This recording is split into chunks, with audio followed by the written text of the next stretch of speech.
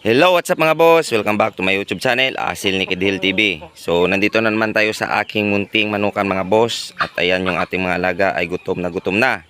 So, sa video na ito mga boss ay bahagi ko sa inyo kung ano ang ginagamit ko sa aking 2 weeks old na mga sisiw na prevention para iwas sakit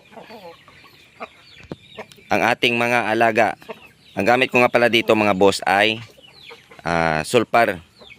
Yun yung ginagamit ko na pang antibacterial sa ating mga alagang sisiw mga boss. So saglit lang at maghahanda muna ako mga boss para sa tubig na ipapainom natin doon sa ating mga alagang sisiw.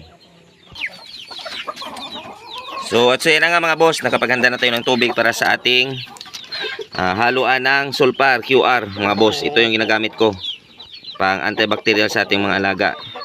Nagamit ko na yung kalahati nito, ngayon yung kalahati ay gagamitin ko na naman ulit.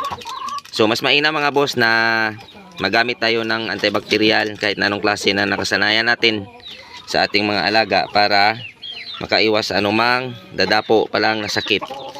Kahit na walang sakit yung ating mga alaga mga boss, pwede tayo gumamit ng anumang klaseng antibacterial para sa ating mga alaga. Mas mainam na rin kasi yun kaysa antayin pa natin na magkasakit yung ating mga alaga. Tsaka natin bibigyan ng mga anumang antibacterial o gamot. So para sa akin mas effective tong ginagawa ko mga boss dahil gamay ko na ito at subok ko na talaga ito dito sa aking munting manukan. Kagaya ng mga 3 months old natin na Belgian Asil. Gaya nito mga boss. Ito hindi talaga yan nagkakasakit. At never pa to sila nagkasakit mga boss. Yun, ganyan na sila kalaki mga boss, 3 months old, pero hindi pa yan sila nagkakasakit dahil dito sa aking mga prevention. So mas mainam mga boss na once a week ay kung pwede kayo maglagay o magbigay ng antibacterial sa ating mga alaga, magbigay kayo. So saglit lang mga boss at magbibigay ako ng tubig para sa aking mga sisiw. So ito na mga boss at nakapagsali na tayo ng sulfur QR sa waterer ng ating mga sisiw. So ilalagay na natin dito mga boss. Yun, makaabang na sila. Yun.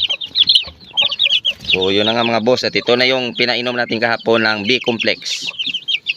Yun, sa nakikita nyo mga boss, very effective. Walang tamlay o mahina sa kanila dahil naka-inom sila ng B-complex. So yun may uminom na dun sulfur QR. So ganoon lang kasimple at ganoon lang kadali mga boss. So magbibigay pa tayo sa ating mga alaga.